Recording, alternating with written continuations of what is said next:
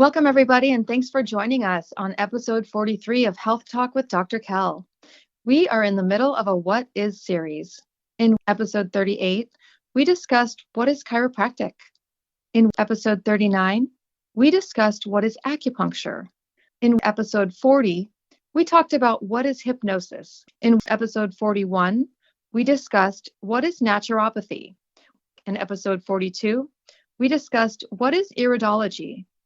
This week, we're discussing what is reflexology. Reflexology is a system of massaging reflex points on the feet, hands, and head that are linked to every part of the body. It can be used to promote healing, relieve tension, and treat illness. The feet can be a very sensitive body part. They contain around 8,000 nerve endings, which hold receptors for both touch and pain responses. That is one of the reasons why feet can be so ticklish for many people. Could those 8,000 nerve endings also connect back to other body parts? Today, we're going to discuss this. Welcome, everybody, to Health Talk with Dr. Kell. I'm Nikki Sterner, and this is podcast number 43. What is reflexology? Hi, Dr. Kell. Hi, Nikki. How are you? Great. How are you doing today? Good. Before we get into reflexology, I wanted to do the quote of the day, and that is, "The debt we owe to the play of imagination is incalculable," by Carl Jung. Do you say Jung or Young? Carl Jung? Sure. Yes. You're asking the wrong person with pronouncing I words. love him. He's like the hero's journey, Carl Jung. There you go. Yes. Yes. Yes. Well, Okay, so must please be. explain this quote for me, Dr. Kell. I think when you look at everything on the planet, what man has done, without the imagination, you wouldn't have much of any of it, really. And when we look today at what we're talking about, what we're doing when we're looking at natural health care and forms of healing the body, the whole philosophy of the body has the ability to heal itself if you remove the interference or supply it with what it needs to do that healing, such as supplementation or eating the right foods, getting the right exercise, etc. But when it comes back from there, if you look at the things we're talking about today, things like iridology that we talked about in the last podcast, today we're going to talk about reflexology. These things wouldn't exist if people hadn't had an imagination and begun to think about how the body worked and what it needed and what it was lacking and how to fix things, and taking different perspectives. We wouldn't have modern medicine. We wouldn't have all those things either if people first didn't think about it. I like the saying, if you can perceive something and then believe you can do something that you just perceived and accomplish whatever task that is to accomplish it, you can achieve it. I like the perceive, believe, and achieve process. And that kind of goes along with that, I think. Yeah, that's interesting. Yeah, I like that. Thank you. Thank you. Yes. Okay, do you have an article for us today, Yes, Dr. today our article of the day is called "Diet and Gut Bacteria May Play a Role in Multiple Sclerosis." We've been saying and talking about in many of the podcasts about the microbiome of the gut and how important it is that gut bacteria can play a role in affecting your brain, all the organs of the body, all your health in every way. And eating all these processed foods, the Western diet totally trashes your microbiome and affects you in so many ways. And here's an article that actually goes along with proving that theory. It says, researchers have identified a link between multiple sclerosis and a decreased level of specific gut bacteria. Additionally, the study reveals those who consume more meat may be at increased risk of developing the autoimmune disorder. Now, I've always been a proponent of reducing meat consumption in your diet, especially red meats. Kind of go on the line as red meat and pork probably being on the top of the list of the worst, and so beef and pork, and then chicken and turkey, poultry being not quite as bad, and I've always been a proponent of fish being the best. So and less effective, having less of an ill effect. And when they're talking about eating meat, there are those that don't see fish as actually being a form of meat.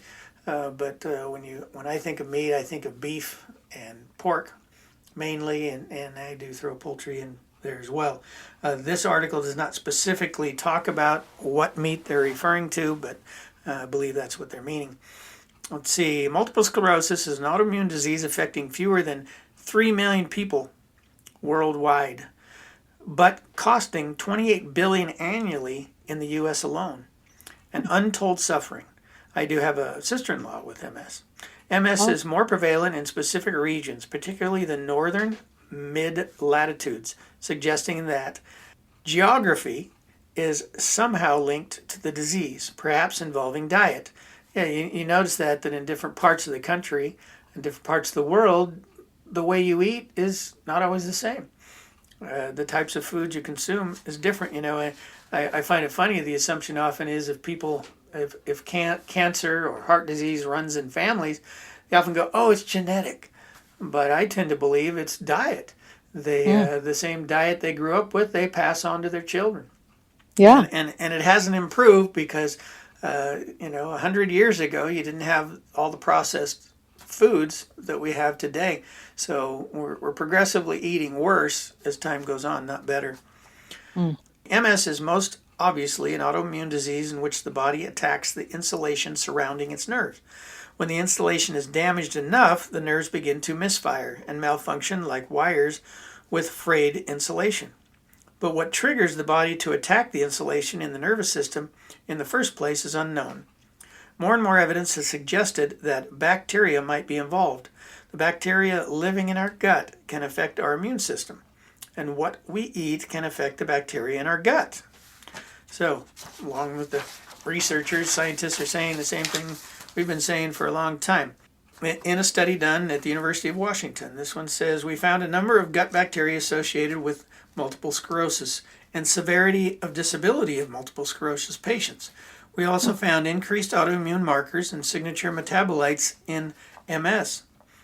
But what is really interesting is how these systems connect with each other and how diet is involved in these connections. Using multiple approaches, we try to close the loop and show the association between multiple sclerosis and gut bacteria. Here it says, the strongest symptomatic linkage that researchers found involved eating meat. Their analysis linked higher meat consumption to a decrease in the population of good bacteria in people with MS. This bacteria that decreases is associated with digesting carbohydrates and vegetables. So by eating a lot of meats, they're losing good bacteria that actually helps digest the good foods, the carbohydrates from vegetables. So what's happening is when you're eating a lot of meat, you're destroying the bacteria that's needed to digest your vegetables is affected. So then you're eating vegetables and you're not able to digest them properly because now that gut bacteria is depleted, and it's been depleted by the presence of all the meat. Oddly enough, I have a patient I'm working with right now that has this exact problem. I found that happen a lot, that as I do research articles or I've been studying certain things, that I'll end up having someone come in the office that's suffering with a similar type problem.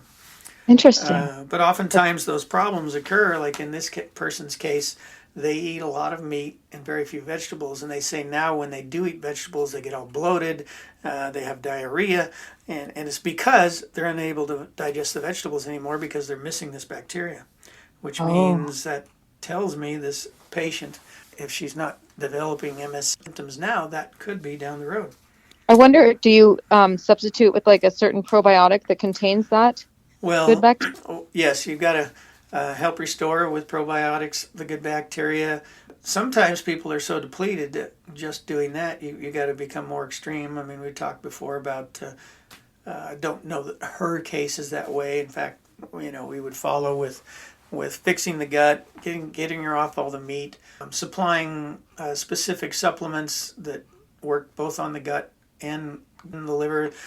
Typically with this kind of symptoms, you develop what's called leaky gut, where the cells begin to separate from each other throughout the gut lining, and you're digesting your food. Larger particles get into your system and affect it. Your immune system overreact. So you have a depleted immune system from all this. So what we're doing, get them off the meat. If possible, get them taking the right supplements to heal, what's called healing and sealing the gut, and then get them eating good foods. Get them back to where they can start eating the vegetables again, and provide them with probiotics to help digest those so that they don't have the gas, the bloating. It breaks it down quicker, and slowly helping to heal the body, the gut, the liver. You get all that working right again, and get them eating a good diet, mostly a plant and fruit based diet. They'll heal and feel better, and all the symptoms will go away. Would you also have them take digestive enzymes? Would that help? Yes. Very That good. does. Oh, Very. You, thank you so you have much. learned so much. It's I joke, but it's so true. As people in life deal with all these kinds of problems, and they educate themselves and have had to go in and see people to help them along the path, they become just as educated as all those people that went to school, because they've learned what you need to do for the problem. That is the great thing about chiropractors and natural doctors, is that they are in the business of really educating people on how to take control of their health. And that's what I love about it. Versus, you go to see a doctor, they give you a prescription. Yeah, the medical doctor doesn't. I can't count the number of times patients have told me they try to ask their medical doctor questions about their problem, and they don't talk to them. They just say, "Here's a prescription, go take it, you'll feel better."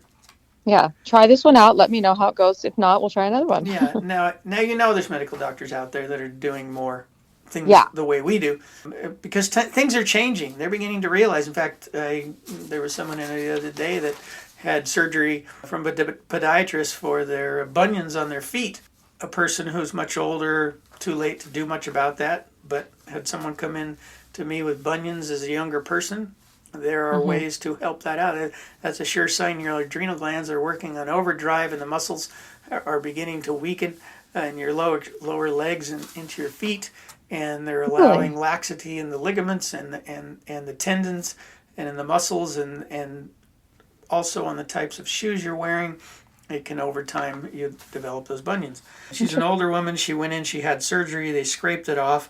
Oddly enough, they gave her a combination of natural supplements with arnica in them, and helped reduce the pain associated with it and improve the healing process associated with it in a natural way. And that was by a podiatrist, which a few years ago you never would have seen that. So times are changing. Oh, People are getting great. better, and that's wonderful. That's what we're all about. That's all we care about. Let's return to a healthy way of healing. Natural medicine. Yeah. Yes. Let's see. All right. Oh, go ahead. No, I was just going to mention one more thing in this article. Okay. Read this last paragraph. Let's see. High meat consumption, which was observed in the MS patients, was also linked to an increase in T helper 17 cells in the immune system, and an increase in S-adenosyl L-methionine, or SAM, in their blood. Basically, meat consumption causes your immune system to actually be on a state of heightened function. So you're basically, when you eat a lot of meat, if that's your main source of food, your immune system's always on overdrive, because there's lots of things in there that your body can't utilize in the meat, and so your body sees some of those things as toxins, and so it reacts to them and has to work extra hard to expel them from your system. So on to our topic of the day, reflexology. Yes. What is reflexology? Have you ever been to a reflexologist? I have. Recently. You have? Very good. And what was the experience like? It was fantastic. He dealt with the feet, and I know he talked about the next session we could move on to the wrists and hands. Very good. Let me mention a few things, and then if you want to jump in with your experience along the way, that'd be great.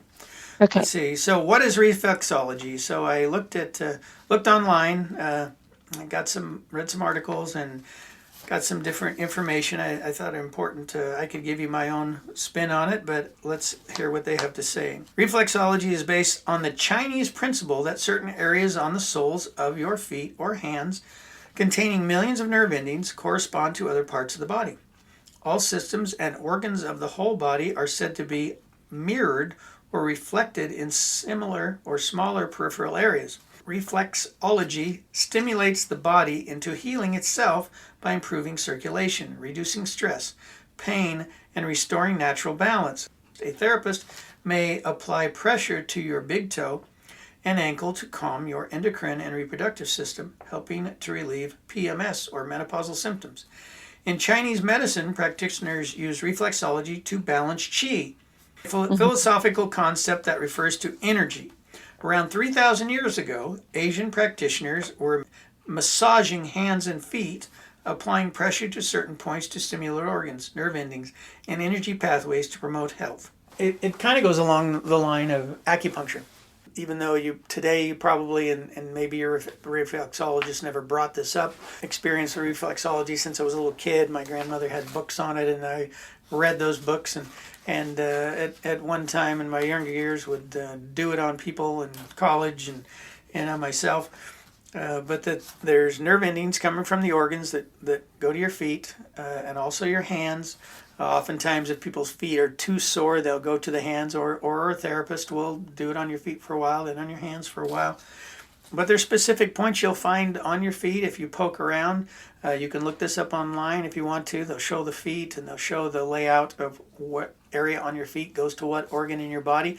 And you start poking around, you find a sore spot. The philosophy behind reflexology is that leads to a given organ, and you may be having issues with that organ. An acupuncturist might take it from the view of the meridians are out of balance. And it's a form of diagnosis, and it's a form of treatment. They take that diagnosis from, you got your soreness here, and then you massage that area. I find oftentimes if I find a spot on the spine, the spine the same way, the correlation to the spine, we've always said as chiropractic doctors and taught that if I palpate your spine and find pinpoint tenderness on a given vertebrae or to the sides of the vertebrae, those nerves, those big nerves coming out of the spine, lead to given organs or areas in your body.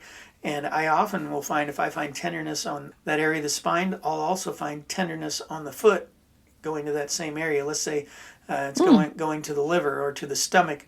Oftentimes find soreness in both areas. So it's sometimes a form that I'll use to confirm that, oh yeah, you got something going on with your liver. Yeah, you got something going on with your stomach or your gut.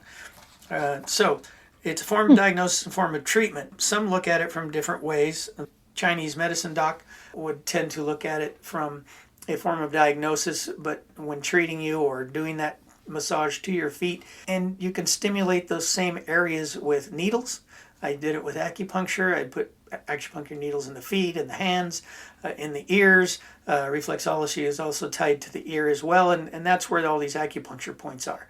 And so when you're really stimulating acupuncture points at the same time you're stimulating the reflex points. As people have taken the information and moved on, they've separated themselves a little bit from the Chinese medicine philosophy affecting the meridians to just affecting the organs specifically. End result, once again, back to, hey, if it works for you, use it. Find it helpful. You had a recent experience with it. Did it, whatever issue you were having, Nikki? Yeah, I mean, I was just having like some pain and stiffness, and yeah, it really helped. It was similar to, like you said, like a massage, but yeah, he stimulated certain points on my feet, and I just felt so much better. My energy was just a lot better.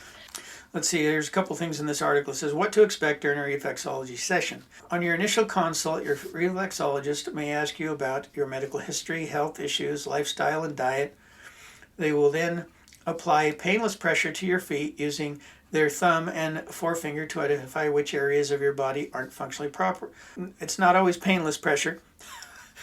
Sometimes what we're doing is we're looking for the pain when we apply that pressure in the areas where it's painful. That's when you know you need to work on that area. Sometimes working on that painful area can be a little painful, but the point is to produce as little pain as possible but still get a benefit. See, sessions usually last 30 to 60 minutes and focus on soles of your feet, according to him, unless you are very ticklish, in which case they can massage your hands. Some reflexologists use 5 or 6 sessions to treat specific health conditions, and you do not have to undress. What can reflexologists treat? Here's a list of different things say are beneficial. Back pain, migraine headaches, poor digestion, irritable bowel syndrome, respiratory problems, asthma, along with the migraine headache, other forms of headaches, bladder problems, menopausal symptoms, and period. Let's see. The National Institute for the Health and Care Excellence state that reflexology may be helpful to multiple sclerosis, which we just talked about. But there is not enough evidence to give firm recommendations. You And know what I got oh, treated? go I ahead. was just thinking, sorry to interrupt No, you. go ahead. A lot of people have plantar fasciitis. Yes. Um, and that's what I was getting worked on. I remember, and he did some specific points, even up along my leg, that are tight, like tendons and things that just were like tight, super tight. And it was a little bit painful, but it really did help, like to loosen them up. I know, like even when you would do the work on me with what is that machine that you would do to break up the adhesions? The arthrostim. Yeah. Same kind of thing, like just breaking up the hardened tissues that we get as we get a little bit older, We, just to open up the movement. And yes. Well, you were a dancer, right? yes, So your calves and your legs and your feet took a lot of stress and pressure, and over time you would have, through repetitive motion as well as given specific types of things you did, you would have injured those tissues even in a micro level, and when it healed with scar tissue, tightening the whole area, affecting circulation, affecting nerve flow, affecting lymphatic flow. You went in there for plantar fasciitis. Oftentimes with foot problems that we were talking about before with bunions, similar type thing. That may be indicative of you, and I think you probably had work done with Dr. Ingrid and worked on the adrenals and functions of the adrenals, and I think you probably even taken Drenamin still, right? yes, every Yeah. day. All those things help to balance your adrenal glands. I believe it's a combination of many things, but your adrenal glands play a part in your stress and anxiety. One of the things that we didn't mention that reflexology also helps with, along with so many other natural treatments, is reducing your anxiety. And reducing your anxiety in and of itself helps benefit the function of the adrenal glands, helps benefit your health in general. When we're in an anxious state, it causes the immune system to react. When it Yeah, goes down to plantar fasciitis, the therapies we often do, we work on it nutritionally, working on the adrenal glands and the gut. But the therapies, if you have very tight tissues or a lot of what we call myofascial adhesions in the calf or in the thigh and hmm, even in the glutes, what happens is all that tissue becomes very tight and it squeezes the joints, it squeezes things like the fascia, it causes tightness in the foot. It actually can cause the bones to move and the arch to fall. And so by breaking up those adhesions in the calf and in the thigh and in the foot, helps all that relax again. We do adjustments on the feet to help support the arch. Our orthotics are important and good for helping to support the arch, especially in those cases. The younger you can get it a problem, the easier it is to fix. But yes, reflexology treatments are definitely helpful to helping the arch and helping the leg. He obviously was knowledgeable enough to go in and work on those tissues in your calf, because I do remember you had those adhesions there and they yes, probably weren't fully dissolved. It's kind of like a scar. You have a scar on your skin. You never really get rid of that scar completely, but you can help loosen it up and stretch it and get it so it's not so hard and tight. So it sounds like it's yeah, probably going to be a little bit of a problem you have ongoing and may have the rest of your life, but it's part of maintenance care to maintain it and go get treatments from time to time to keep it from being a significant problem for you again. yeah, absolutely. It's definitely something like, because I like to work out. Even just doing the stairs in our house are super steep. So like every day, if I do them like 10, 20 times, it's like I'm doing a workout, and I notice like things tighten up the more you use them. So yeah, you're right. It's just a maintenance thing that I'm going to have to do. I always recommend exercise, right? But I recommend good exercise. And part of the problem that former athletes have is they've always been trained to exercise intently and almost excessively. And Hmm, so they can re injure themselves. They can get those hmm, micro tears.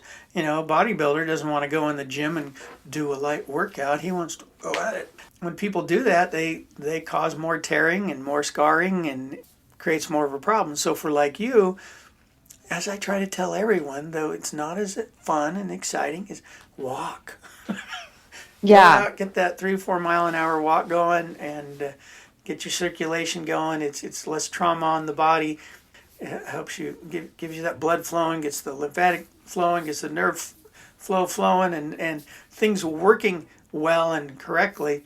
I never recommend for people to just go crazy intently with exercise and do it long term. When you're trying to build muscle, when you're an athlete and you want to, whether you're building muscle or performing a given task, no matter what sport you're in, you're always extremes. You're always trying to build muscle. You're always trying to get stronger, and doing those things does that, but it also causes damage. And most former athletes who were big athletes when they were young have all kinds of these problems when they're older. And Yeah. that's why. That's why, because they're constantly doing damage. When it's damaged, it gets repaired. When it's repaired, the repair is never the way it was originally. And so it causes these myofascial adhesions in the muscles and along the tendons, and even the ligaments get damaged. And so you have these issues, and the forms of therapy and treatment for these kinds of conditions are things that we help along the way, but you get them to a point of where you're generally out of pain and feeling pretty good. But if you're continuing to live that kind of lifestyle, you got to maintain it and get maintenance care, and sometimes you throw it all out again and you got to redo the process. But Yeah. yes, that's it. Definitely. Well, that was really interesting. Is there anything else that you wanted to share about reflexology? I feel like No, I think we everything. covered the topic and pretty good, and had a Yeah. good discussion on it. If you want to give it a try out there, go give it a try. I think you'll find it beneficial. And again, one of the tools in my bag for helping to diagnose people, and the forms of treatment that I use are very similar to what a reflexologist would use on the feet. I do it all over the body for anywhere there's muscle and tendons and ligaments that cross a joint. Yeah, it's funny because you talked about your grandma had reflexology books. I had the same thing, Dr. Kel. My grandma and I used to give each other foot massages, and she had a reflexology book that I would look at and study. And I thought about going into it, to be honest with you. I thought it was so interesting. I didn't end up doing it, but I really did consider it because she would feel so much better after I worked on her feet, and me as well, because I was, playing basketball or doing dance or volleyball or track, and my feet would be sore too. So we really both helped each other by working on our feet. Absolutely, that's a great story. It Yeah. reminds me of when I went to China a few years back. Went over there on business. Spent a couple weeks there, and they took me down to the local place. It was in Shenzhen, China, and they had a place they like to go that did massages, and I got a 45-minute foot massage, Wow. so along the same lines. They didn't call it reflexology, but same kind of thing. That was, you can apply pressure in different ways and different intensities, and we can call it what we want it, but it's basically affecting the nerves that affect the rest of our body, and it's very beneficial no matter what the name or what you call it. Thanks for listening, everybody, today on what is reflexology. We hope you enjoyed that. If you have any questions for us specifically to reflexology or any of the other topics, or you want something else covered by Dr. Kel, you can email healthtalkwithdrkel@gmail.com, and that's DRKELL at gmail.com. Also, a big thank you to our sponsor, Ocean Bay Naturals, who provides organic, natural products that are healing to the skin and the body. Incredible products on their website, oceanbaynaturals.com. Also, if you like the Standard Process supplements, we have the holistichealth.standardprocess.com website that you can order products. Also, Dr. Kel's office provides phone consults or in-person consults if you're wanting to know more via nutrition and supplementation. So, anything else, Dr. Kel? No, I think that's great. All right, fantastic. Our podcasts drop every Tuesday, so be sure to look for Health Talk with Dr. Kel on Tuesdays. Thanks for listening, everybody, and thanks, Dr. Kel. Yes, thanks for listening. Have a great day. Okay, bye-bye. Bye-bye. While we make every effort to broadcast correct information, we are still learning. We will double-check all facts, but realize that medicine is a constantly changing science and art. One doctor may have a different way of doing things from another. We are simply presenting our views on how to live a healthy lifestyle that will be as evidence-based as possible. We welcome any comments, suggestions, or corrections of errors. We take no money from drug or device companies, but By listening to this podcast, you agree not to use this podcast as medical advice to treat any medical condition in either yourself or others, including but not limited to patients that you are treating. Consult your own physician for any medical issues that you may be having. This entire disclaimer also applies to any guests or contributors to the podcast. Under no circumstances shall Dr. Kell Fullerton or any guests or any contributors to the podcast or any employees, associates, or affiliates of Dr. Kell Fullerton be responsible for damages arising from use of this podcast. This blog should not be used in any legal capacity whatsoever, including but not limited to establishing standard of care in a legal sense or as a basis of expert witness testimony. No guarantee is given regarding the accuracy of any statements or opinions made on this podcast. Our website, blog, and podcasts are all HIPAA compliant. While you may give your email address to subscribe to the website posts or to post information on the website blog, we will never share your email address or contact information with any third parties without your explicit permission. The contents of Health Talk with Dr. Kell podcast and the show notes are all copyrighted. All blog posts, podcasts, and show notes that are distributed to the public for free can be redistributed via hard copy or electronic copy for free only if Health Talk with Dr. Kell is included as the acknowledged author within the actual media that is being redistributed. The Health Talk with Dr. Kell podcast is a production of the Orange Stack, with executive producers Dr. Kell Fullerton and Eric Hammond and hosts Nikki Sterling.